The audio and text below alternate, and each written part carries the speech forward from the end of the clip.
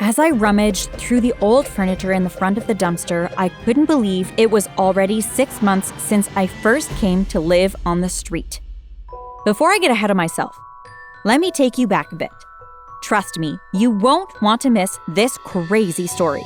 As seniors, we have a lot of experience in the tech world. And let me tell you, we discovered the best browser for you guys. It's called Opera GX, and it's amazing. My favorite feature is its sidebar integration. So all your apps, like Facebook Messenger, Discord, WhatsApp, are right there when you open the browser up. If you're worried about moving all your stuff to a different browser, Opera GX gives you a super easy transition with its import tool. Just go to browser settings, then synchronization, import bookmarks and settings, import, and voila, you're ready to go. You can download via the link in the description. Oh yeah, there's also a mobile version you can use, which is in my opinion the best mobile browser out there. Trust me guys, you won't regret it. At the beginning of the year, Mom and I decided that we were going to eat healthier and exercise. Mom was in charge of preparing the amazing meals, and I was in charge of the workouts. We were the perfect duo. That was until I got really ill and landed in the hospital in a coma. While in the coma, I heard everything. I heard when Dad came into my room, held my hand, and cried. "Don't worry, it will be over soon." I heard Mom say one afternoon. I could only assume that she was on the phone since I didn't hear anyone else in the room. I know. It's just taking longer than planned. I'll get it done. I promise." Another day, a man visited Mom at the hospital. They both seemed a bit frustrated as Mom hissed, "I know it's taking longer than planned, but I'll get the job done." Around my second month in the hospital, when one day my eyes fluttered open. The nurse that was in my room at the time called the doctor and they examined me. About an hour later, Mom arrived, and by that time I was sitting up in bed chatting with the nurses. "Hi, Mom," I smiled. Mom didn't answer, but smiled politely at the nurse until she left. Mom looked angry. "This isn't how it was supposed to be." She placed her hand on her forehead frustratedly. Suddenly, a man appeared in the room. Did the doctor just say she won't? His words trailed off as he looked towards my bed. I gave him a little wave. I recognized his voice. "Mom, who is this?" Mom glared at me. "This is a friend from work." "So, where's Dad? Is he out in the hall?" "No, your father had an unexpected business trip he needed to attend." Something about Mom's work friend made me very uneasy. Hi, Mrs. Harris. You must be excited to see Karina awake. Dr. Roosevelt smiled.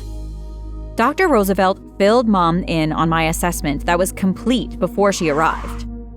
I spent another 2 weeks in the hospital before I was finally able to go home. Dad was still on his business trip. I needed to call Dad. I tried to call from my phone, but there was no service. "Mom, what's wrong with my phone?" "Well, you weren't in a position to use it, were you? So I thought it best to cut it." "Will you be reconnecting it anytime soon?" "That won't be necessary." I shook my head and walked to the kitchen to give Dad a call on the landline, but it went straight to voicemail. I left him a message stating how much I missed and loved him, and I couldn't wait for him to come home. Home, which was once a happy place, became a gloomy prison. Our windows were always closed. I wasn't allowed to go outside, nor was I allowed to use the phone or my laptop. "Mom, why are you doing this? Dr. Roosevelt said I could go back to school and live a normal life." "I'm just taking precautions. You weren't taking care of yourself while at the hospital, you know. That costs time and money, so I'll send you back to school when I'm good and ready." One night, around 10 p.m., I heard the doorbell ring. Who in the world is coming to the house at this time of night? I snuck to the living room. There he was again, that guy, Mom's coworker. "Dennis, what are you doing here? I told you never to come to this house." I don't care what you told me. We have to get rid of your husband. "I can't get rid of Mark. Karina is now awake. If he dies, then she gets a part of the pot." Luca is breathing down my back. We have to act now. I don't want to end up in Dolphin's Lake like Stan. Mom remained silent. Well, if you don't want to deal with this little brat, then I will. I knew I needed to get out of there. I stepped back and was about to turn and head back to my bedroom when I knocked over a vase from the bookshelf that I was standing next to. It shattered on the ground. Mom and Dennis looked in my direction and immediately ran towards me. I sprinted to my room and was able to lock it before Mom caught me. I climbed out my window and bolted down the street until I couldn't run anymore. Dressed only in my pajamas, I shivered as I walked down the street looking for a safe place to spend the night. My teeth clattered and my tummy growled. Just then, 3 men came out from a dilapidated 2-story house and walked in my direction. Quickly, I turned and walked in the other direction. Uneasy about being followed, I broke into a run, but I tripped over a crack on pavement and fell. "Please don't hurt me." I placed my hands over my face and squeezed my eyes shut. Hey, A deep, gentle voice said. we're here to help. We saw you wandering around and figured you needed some. I opened my eyes slowly, and the man who spoke held his hand out to me. Hi, I'm Big Tony, and this is Sid and Bootsy. The other 2 men nodded politely. Big Tony shrugged the heavy jacket off his shoulders and draped them around mine. Let's get you out of the cold and something to eat. Once back at the house, Sid handed me a burger and a soda. Sorry, the burger is cold and the soda is hot. We don't get many guests. Sid smiled. After I ate, I told the guys how I ended up on the street. They told me they used to be in a gang and prison, but after they came out, they couldn't get jobs, so they ended up on the streets. If you don't mind staying with a couple of bums, you're welcome to stay until you figure out your next step. As the days slowly formed into weeks, I grew to love the guys like uncles. On the outside, they looked big and tough, but they were the gentlest people I'd ever met. Now that I've given you some backstory, let's go back to the part of the story where I was rummaging through the furniture in front of the dumpster. I noticed a car approaching and I recognized the license plate. It was Mom. I ran behind the dumpster and held my knees and placed my head between them. My heart pounded loudly against my chest. Someone sat next to me. Is that her? Sid asked gently. I nodded. Yup, that's her. You guys know what to do. I peered up from my knees and watched as Big Tony and Bootsy followed Mom's car.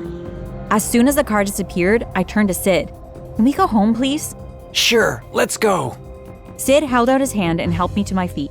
Approximately 30 minutes later, Bootsy and Big Tony returned. So, what did you guys find out? Sid raised his eyebrows. Big Tony rubbed his chin. We followed the car to an old sawmill off Dundonald Road. I'll round up some of the other guys and check it out tomorrow night. That sawmill has been abandoned for years. What is she hiding in there? Maybe my dad? I couldn't hold back the tears. Sid held me as I cried uncontrollably. Don't worry, if your dad is in there, we'll find him. Next night, Bootsy stayed with me, while Sid, Big Tony, and a few of the other guys went down to the mill. Everything will be okay. But what if they do find Dad and he's hurt, or worse yet? I couldn't bring myself to say the word. Bootsy squeezed my hand. Whatever they find, Big Tony, Sid, and I will do everything we can to give you the life that you deserve. I wasn't supposed to say anything, but Big Tony got a job at the pizzeria taking orders. He's starting tomorrow. Are you serious? Bootsy smiled and nodded. You're the best thing that happened to us bums. It was around 1 a.m. when the door flew open and Sid, Big Tony, and Dad, who looked battered, bruised, and exhausted, came into the house. "Dad!" I cried and hugged him. "Thanks, Sid. Thanks, Big Tony." I looked at Big Tony closely. Big Tony had a wound in his lower abdomen. "Big Tony, we've got to get you to the hospital." We don't have time. We need to get you and your dad to safety now. "Okay, let's go." I pulled Big Tony's hand, but he didn't move. I'll stay back and keep them off for as long as I can. I'll see you in a bit. Big Tony smiled.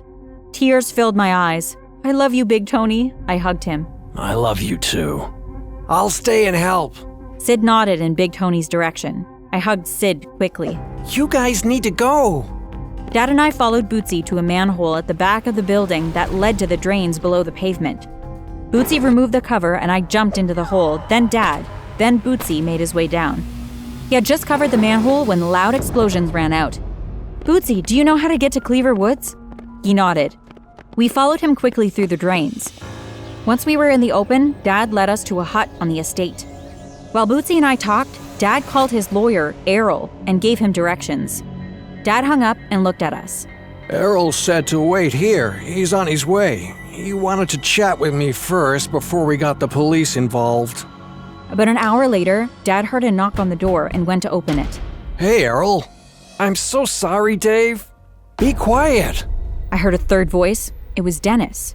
Dennis pushed Errol further into the room as he walked forward.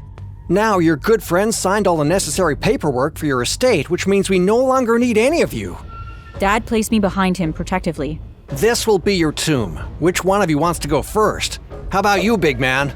The man walked over to Bootsy and pointed the bat in his face.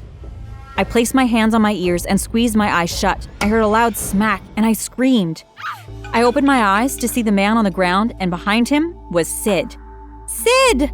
My eyes lit up. I ran over and hugged him. Dad called the police while Sid told Bootsy what happened at the house. The police came and questioned everyone. After, Sid, Bootsy, and I hugged before we went our separate ways. A few days later, Dad told me Mom had a gambling problem and she promised him she'd stop, but she got in deeper and deeper. The reason he worked so hard was to get money to help pay off Mom's loans. I guess I thought I was doing her a favor by helping her, but I didn't. I guess that my life insurance money was her last hope. I'm so sorry to put you through all of that. I'm sorry that you have to go through this, Dad. I believe that the both of us can make it together. We heard a knock on the door again. I'll get it. I ran to the door and opened it. Sid held a bouquet of flowers. For the pretty lady! Sid winked. Are you guys ready? Bootsy asked. Yep, we're ready. Dad drove us to Big Tony's funeral. He took care of all the arrangements. Besides us, there were a few other people who knew them from the streets. After the funeral, Dad invited everyone over to the house for lunch. One afternoon, Dad came to my room excitedly. Guess what? What? We're millionaires. Huh? Dad went on to explain that a friend of his at work encouraged him to invest in some stock, and the stock was now worth $4.5 million. Dad left the company he worked at and started his own business with Sid and Bootsy as his bodyguards. Who would have thought that these strangers would mean so much to me today? From strangers to friends to family. Continue to sleep in peace, Big Tony. We love you and we miss you. Hi, my name is Ashley and I'm from Texas. My sister Jeannie and I are in our senior year. Jeannie and I love each other, but it all changed when my obsession with a boy got between us. Ashley, watch out! It's coming right at you! My best friend Holly shouted. I turned to see a giant raging bull charging right at our lemonade stand at the farmer's market. Before I could react, strong arms grabbed me and dragged me out of the way as the bull charged past me into a wooden fence. Are you all right? I opened my eyes at the unfamiliar voice. The most handsome boy I'd ever seen was staring down at me. You saved me. He offered his hand and pulled me to my feet. Oh my God, Ash! That beast almost killed you! Holly interrupted us with her annoying high-pitched voice. Ugh, talk about bad timing. Not now, Holly.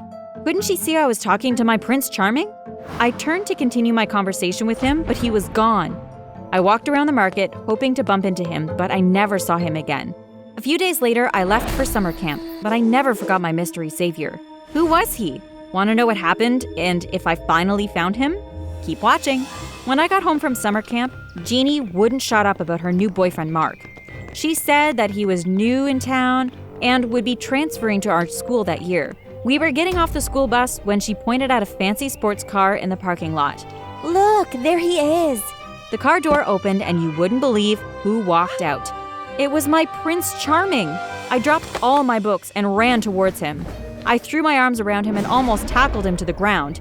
I can't believe it's you. I've been looking all over for you. He looked confused for a minute before he finally recognized me.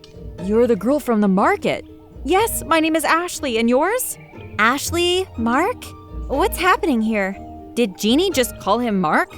Mark as in her boyfriend Mark? Please tell me this is a joke. How could you do this?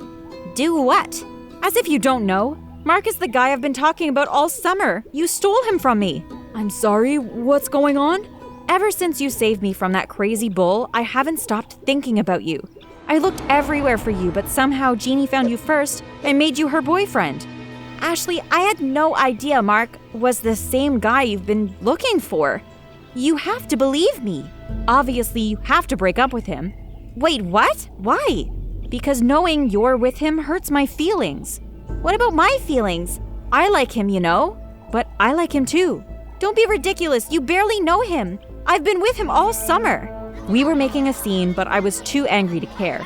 Just then, Jeannie's phone rang. She answered and listened briefly, then turned to me. We need to go back home now. Grandma is critically ill.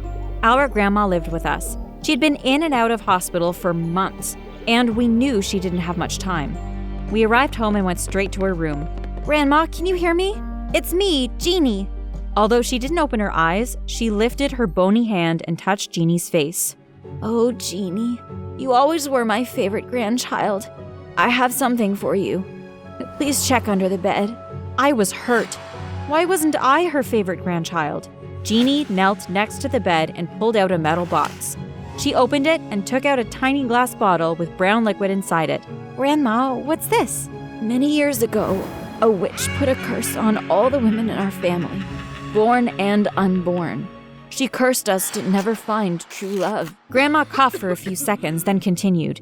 That bottle contains the only potion that can undo that curse. Take it and guard it when you find a boy you like.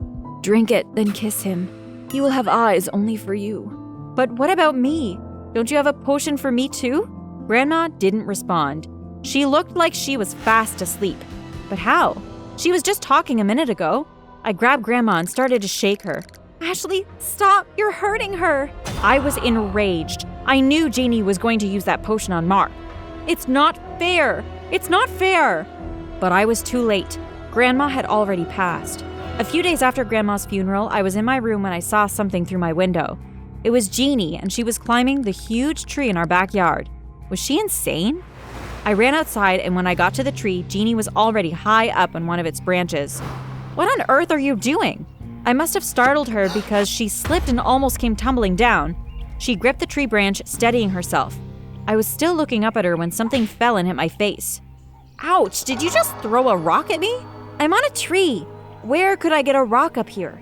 You tell me, you're the crazy one climbing a tree like a cat. You're the crazy one obsessed with my boyfriend. Jeannie was climbing down the tree, fast. I bent to pick the rock to throw it back at her, but it wasn't a rock. It was the tiny bottle with Grandma's potion inside it. Jeannie must have dropped it while trying to hide it in the tree. Obviously, she didn't trust me and was trying to hide it somewhere so I couldn't get it. My hands trembled slightly as I held it in my hands. Give that back! Jeannie was on the ground now and running towards me.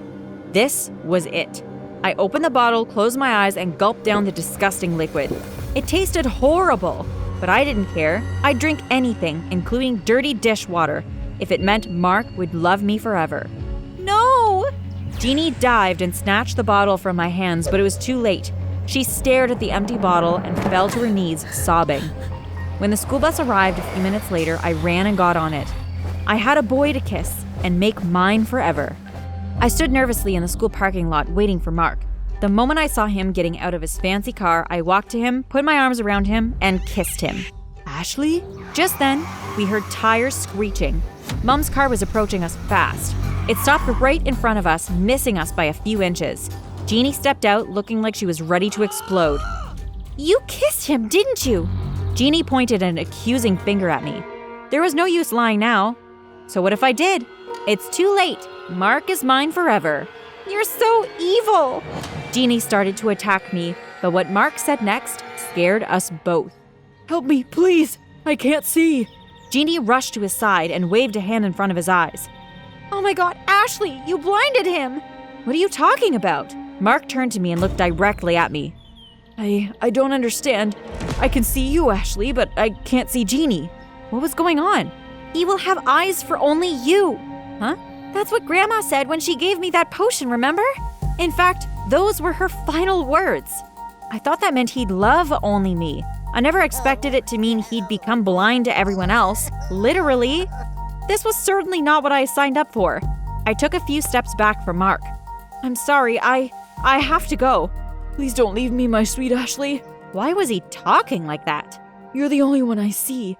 You're stuck with me forever, my sweet Ashley. Oh dear, what had I done? So you can't see anything at all? Nothing. Just you, my sweet Ashley. So what do we do now?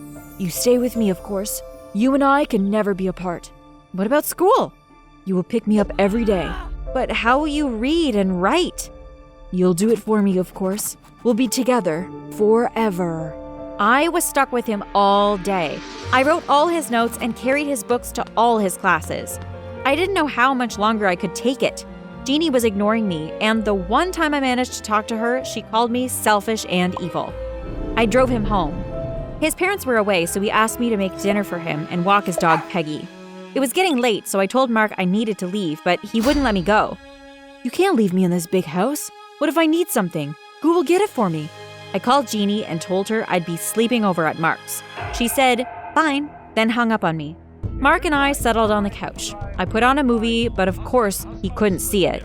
After a few minutes, he said that he was bored.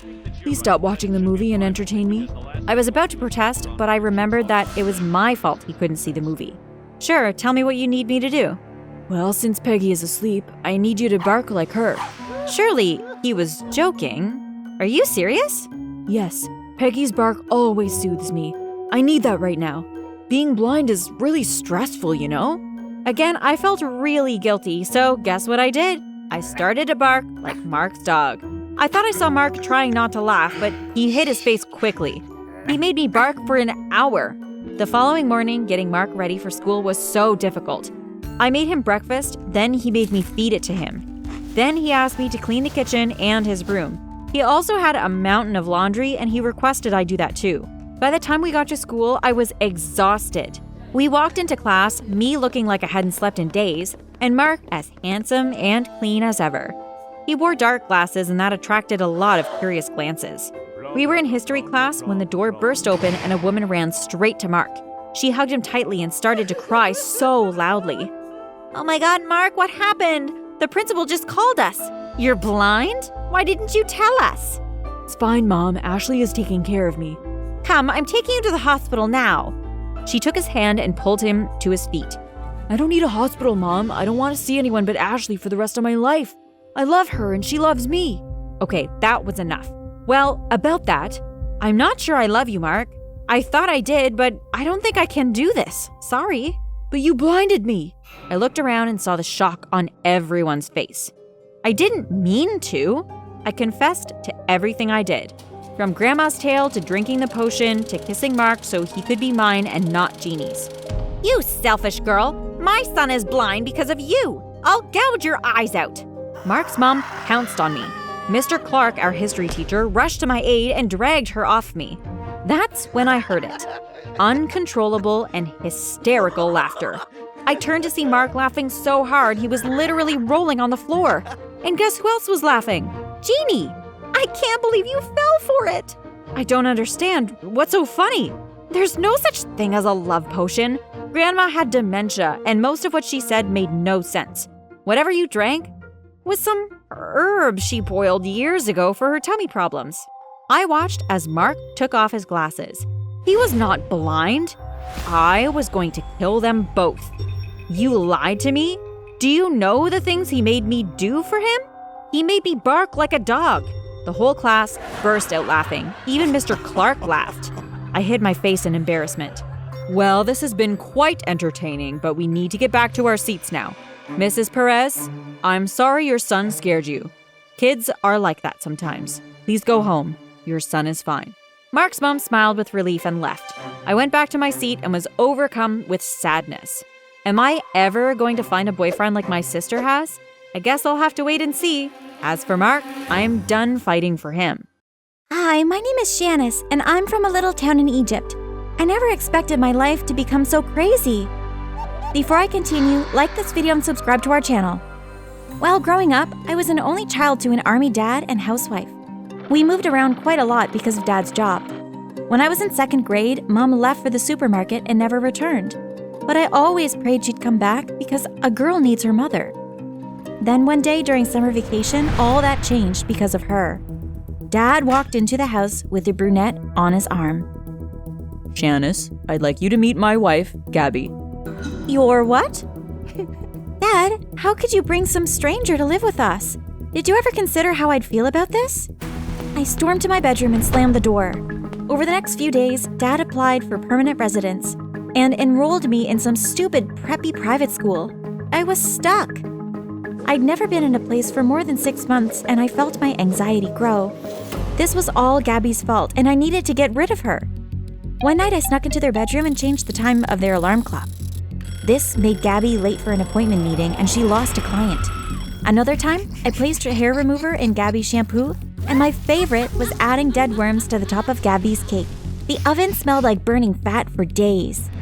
Throughout all of this, Dad was forcing me to interact with Gabby through shopping sprees, spa days, and just for 2 lunches. Dad, I'm not interested in your wife. She will never replace Mom. After that, all Dad's attempts stopped. I had to put making Gabby's life a living hell on the back burner for a while and focus on more important things. School. On the first day of school, my silly locker was stuck. I banged on it and it flew back and slammed into my face. Ouch! I covered my face and felt it thump beneath my fingertips. Enraged, I slammed the locker shut and was startled to find a very cute boy staring back at me. Hi, I'm Joe. I'm Shanice. I had this locker last year. All she needs is some tender love and affection. Don't you, Samantha? You named your locker Samantha? Joe shook his head and then demonstrated how to open and close the locker so I wouldn't have any more unfortunate incidents. The bell rang. What homeroom are you in? Room 201. Great, I'm heading the same way. I sat at the back of the class and Joe sat a few rows ahead of me. I couldn't help but daydream about him during class. He was super cute. We weren't in all the same classes, but he'd say hi to me every time he saw me. That meant something, right? During dinner, Dad and Gabby pestered me about my first day. The doorbell rang and I sprung up from my seat to answer. Saved by the bell. I pulled open the door and froze. Shanice? Dad called. Who's at the door? I tried to speak, but I couldn't get the words out. Shanice, who's by? I stepped to the side so Dad could see. Debbie, what are you doing here? It was my mom. I came to see Shanice. Shanice, go to your room. I moved from the front door, but there was no way I was going to my room. I hid behind the wall and listened. What are you doing here? I came to see my daughter. You need to leave. I have a right to see my daughter. You gave up that right 7 years ago when you walked out on her. Dad slammed the door and locked it. Dad, what are you doing? You could have let her in. You found another wife, but that's the only mother I have. I stormed off, went to my bedroom, and locked the door. Shortly after, there was a knock on the door. Shanice, can I come in? No. I heard the door unlock and Gabby stepped into my room with a key in her hand. I know you didn't just unlock my door and walk in after I told you no. I just thought we could talk. What I want is to be left alone. I just want to make... I don't care what you want. I want you to get out of my room and leave me alone. You are not my mother. I don't need anything from you. Just then, Dad walked into my room and Gabby shook her head at him and held his arm. Dad glared at me and I placed my headphones in my ears, laid in bed, and turned to face the wall. Over the next few days, I avoided Dad and Gabby as much as possible. Gabby seemed uncomfortable, but I didn't care. She made me uncomfortable by marrying Dad. Did she ever consider that? What kind of woman marries a man without meeting his kid first? One afternoon during biology class, Joe and I were teamed together to work on a project. How about we start the project at my house after school? Fine by me. Joe's dad, Mr. Lewis, dropped us off at the house. I'm going to pick up your mom and a couple of pizzas for you and Shanice. And Joe, no hanky-panky. Mr. Lewis winked at us, then drove off, and Joe's face turned red, and I chuckled. Let's go inside. About 2 hours later, there was a knock on Joe's bedroom door, and a lady walked in with a box of pizza. I hope you kids like pineapple on pizza. Mom! What are you doing here? Before Mom could respond, I continued, Is this why you abandoned Dad and me? To come here and create your own little family? Is this what you've been doing all this time, playing Mom when I needed you? I grabbed my belongings and left Joe's house. As soon as I got home, I stormed into Dad's bedroom. Why did Mom leave? Doesn't matter why Mom left. She's the past and Gabby is my present and future. Our future. Dad, it matters to me. She's my mother. Gabby isn't. I'm not a baby anymore. If you don't want to tell me, then I'll ask her myself. If you walk out of that door, don't bother coming back. Is that the last thing you told Mom? I arrived at Joe's a few minutes later and knocked. Hey, Shanice. Look, I'm sorry about what happened before, but I need to speak to Mom. She's not here. She left for the night. What do you mean left for the night? Doesn't she live here? Isn't she your mother? No, she's our maid. Your mom has worked with us for years. Oh, do you know where she lives? Sorry, I don't. Okay, thanks anyway. I couldn't face Dad, and I had nowhere to go. I waited until all the lights were out at Joe's to curl up on the back porch swing. Luckily, there was a quilt draped over it, which I used to shield myself from the coldness of the night air. I jumped up and spattered. "What are you doing on my back porch, you vagabond?" Hey, stop it! What are you doing? Joe and Mom rushed out to the house to see what the commotion was about. Mom stepped in front of me. Mrs. Lewis, please, this is my daughter. "Tell your daughter to get herself off my back porch." Ma'am, just let me chat with her for a few minutes. "Chat quickly. You have work to do." Joe looked at me apologetically before he followed his mother into the house. Mom sat next to me. I apologized for my outburst yesterday. I told her I needed answers about why she left. I walked in on your dad having an affair, Shanice. I was a housewife. I don't have a job, money, or anywhere to go, but I knew I couldn't stay with your father anymore. I left you because your father was able to take care of you when I couldn't. It's not that I wanted to, but I didn't have a choice. I hope you can forgive me. I hugged Mom and told her that I forgave her. "Debbie, these dishes won't wash themselves." "Duty calls," Mom said, and I exchanged numbers and hugged her goodbye. When I got home, Dad hugged me. "Shanice, I was worried. I didn't mean what I said. I'm sorry you didn't think you could come home." "It's okay, Dad. I've got to get ready for school or I'll be late." I really wasn't in the mood for school, but I didn't want Dad to question me about where I was. At school, Joe and I decided to finish the project at my house. When Joe and I walked into the house, he greeted Gabby, but I walked past. "Don't lock that door," Gabby called behind us as we walked towards my room. As soon as I entered my room, I closed the door and locked it. You know there's something I wanted to do since the first time I saw you? "What's that?" Joe cupped my face gently and kissed me. I felt as though the butterflies in my stomach would lift me up and take me away. When we pulled away, I opened my eyes, and to my horror, Gabby stood there watching us. Without saying another word, she closed the door and left. That night at dinner, I waited to see if Gabby was going to tell Dad what she saw, but she didn't. When I caught Gabby alone, I thanked her for not telling Dad. Maybe you're not that bad after all. Over the next few weeks, Joe and I began spending more time together, which I enjoyed, especially the kissing part. Gabby went out of town for a few days, and I decided to invite Mom over. I told her it was okay with Dad, but of course I didn't tell Dad that Mom was coming. Around 8 p.m., Dad walked into the house. "Debbie, what are you doing here?" Mom looked at me. "Look, Dad, I wanted company and Mom and I needed to catch up. Dad, come on, she's my mother." Dad passed his hands through his hair frustratedly. "Fine. I bet I can still beat you at poker," Mom teased. Dad's competitive spirit flared up. "Oh, you wish." That was the first time in a long time that I heard my dad laugh, and myself for that matter. Mom was good for us, even if Dad didn't realize it yet. By the time we were finished, it was midnight. "Well, I'd better be leaving." "Mom, you can't go home at this hour. We can share my bed." Dad nodded and told us goodnight before we headed to bed. Every night, Mom came over after work and we played games as a family. Then Mom would share my room. One night, I woke up and Mom wasn't there. I peeked in Dad's room and I gasped. Mom and Dad were sleeping on the bed. I quickly fetched my phone and snapped a few pictures. Next, I created a fake email address and sent the pictures to Gabby. Gabby was back home the following evening, and with the picture in hand, she demanded to know if the picture was fake or real. I smiled to myself as they argued. What, she thought Dad wouldn't cheat on her too? But the smile was soon wiped off my face when soldiers busted into our house in full tactical gear.